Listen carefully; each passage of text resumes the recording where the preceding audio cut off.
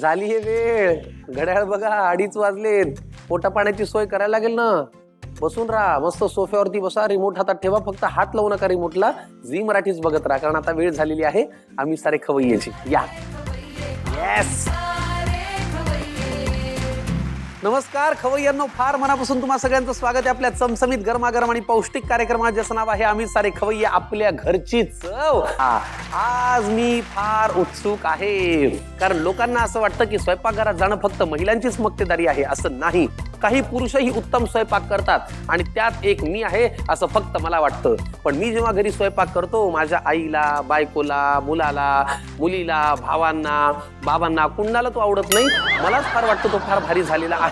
पण काही पुरुष असे असतात जे उत्तम स्वयंपाक करतात आणि ते त्यांचा स्वयंपाक फक्त स्वतः भारी म्हणत नाहीत, जग त्यांना भारी म्हणतं. आणि अशी घरची चव, अशा हातची चव इथे येणं हे तो आपला कर्तव्य बनताय ना भाई. त्यामुळे आज आता आपण इथे स्वागत करूया एका उत्तम स्वयंपाक करणाऱ्या पुरुषाचं, राहुल वैद्य. मी त्यांना विनंती करतो, प्लीज या मंचावरती या. नमस्कार. हातामध्ये काहीतरी आहे. स्वागत आहे तुमचं. हे माझ्यासाठी आहे का? हा पुरुषी दागिना आहे, ह्याला बिग बाळी म्हणतात. आजपर्यंत हे हात या मंचावरती गिफ्ट हॅम्पर देऊन देऊन झटले. कोणी म्हणून माझ्यासाठी काही आणलं नव्हतं, पण आज पहिल्यांदा माझ्यासाठी कुठेतरी काहीतरी आणलं. Thank you so much. मी खिशात ठेवतो. आणि हा मी स्वतः केलेला दैवज्ञ सोनारी मसाला. वा वा, ही या मंचावरची खासियत आहे. इथे वेगवेगळ्या समाजाच्या वेगवेगळ्या लोकांच्या हातचं आम्हाला खायला मिळतं. आणि बघा, खरी चव कशात असते तर ती तुमच्या हातच्या मायेमध्ये आणि तुमच्या घरच्या मसाल्यात असते, आणि त्यातून तयार होते ती घरची चव. वा राहुलजी, थँक्यू सो मच. कुठून आलाय तुम्ही? मी अंधेरी. वा. आणि मूळ गाव तुमचं कोणतं? श्रीवर्धन. आमचा सोनारकीचाच व्यवसाय आहे, वडील पण करत होते आणि आता 18 वर्ष मी याच्यात आहे.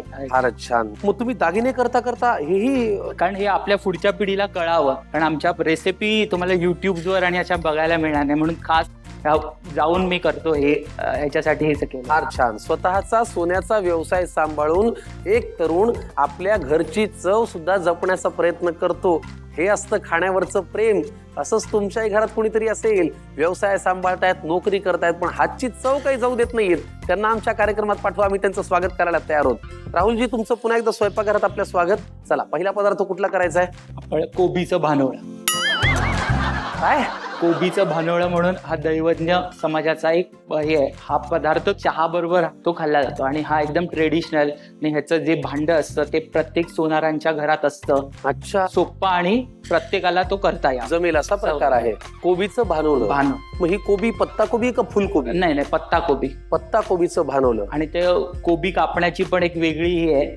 तशी कापल्यामुळे तो चांगला बेक होतो. हा बेक केलेला पदार्थ आहे. आमचा हा पदार्थ हा लोकांनी अडॉप्ट केलाय, कारण मी ज्या लोकांशी बोलतो तर ते म्हणतात आम्ही पण करतो. पण जेव्हा तुमच्या सोनारांच्या बाजूला आमचं घर होतं, तेव्हा आम्ही तुमचा बघून आता आम्ही पण हा करायला लागलो. किती छान. दैवज्ञ समाजाचा हा पदार्थ आहे. नावातच मजा आहे. आपण पटकन बघूया साहित्य काय. कोबीचं भानवळं आपल्याला करायचं आहे. दैवज्ञ समाजाची ही विशेष रेसिपी आहे. राहुलजी, लागणारं साहित्य काय? अर्थात कोबी तर दिसतेच आहे. पुढे कोबी, चणा डाळ पीठ, दैवज्ञ सोनारी मसाला, कोथिंबीर, हळद, लाल तिखट, हिंग, सफेद तीळ, आलं लसूण पेस्ट, मीठ आणि बेकिंग सोडा. हिंग हे सोनारी जेवणामध्ये भरपूर प्रमाणात वापरले जातात आणि ह्याच्यामध्ये जाणार आहे तो दैवज्ञ मसाला. बरं.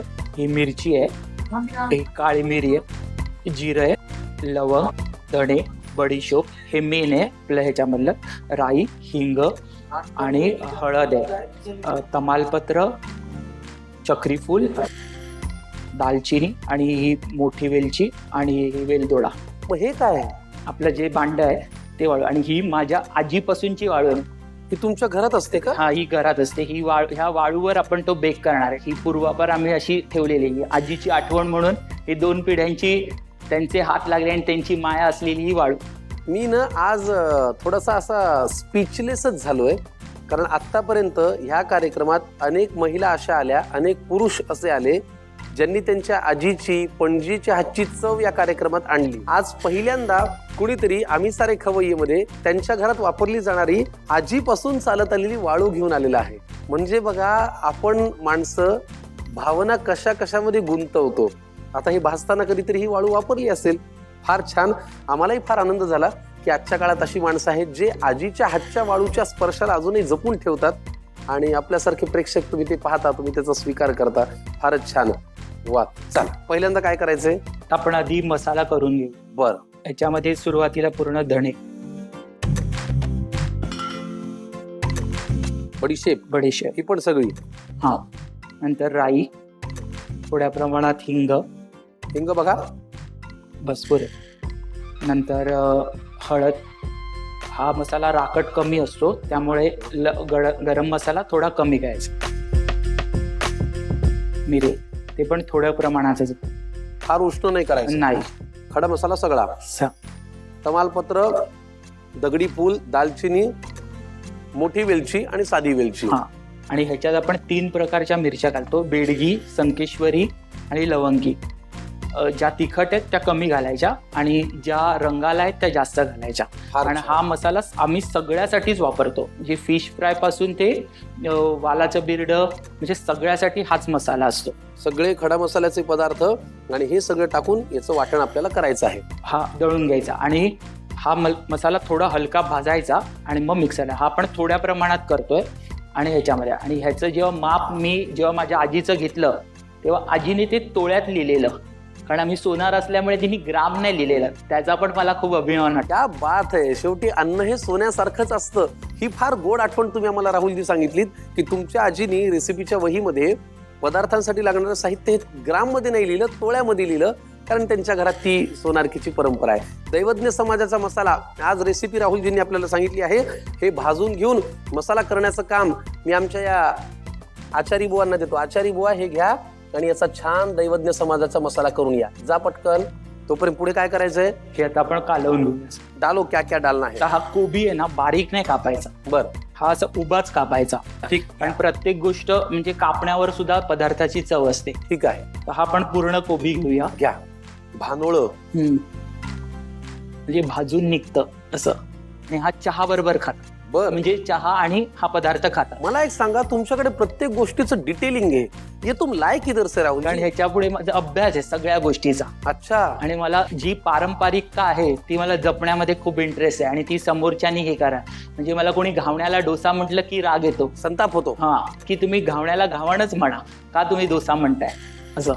चिडू नका आता, एवढं चिडू नका. माफ करत जाणार लोकांना. ह्याच्यात मावेल एवढं बेसन घालायचं. बेसन अर्ध घालावं लागेल. अर्ध घालायला लागेल. वाव. कुरकुरीत पण येईल जरा. साधारण किती लोकांची क्वांटिटी? हे 3-4 जण आहे आणि हे शिळं खातात, हे असं ताजं नाही का. मग आता मी कशाला मेहनत करू? तुम्ही घरूनच करून आणायचं ना. दैवज्ञ समाजाचा सोनारी मसाला तो प्लीज घेऊन या. आचारी बुवा, दैवज्ञ समाजाचा मसाला द्या द्या द्या द्या द्या. अंडे अंडे अंडे अंडे अंडे सिरी अंडे. बघा झाला. किती घालायचं आहे? 2 चमचे. अरे क्या बात है यार.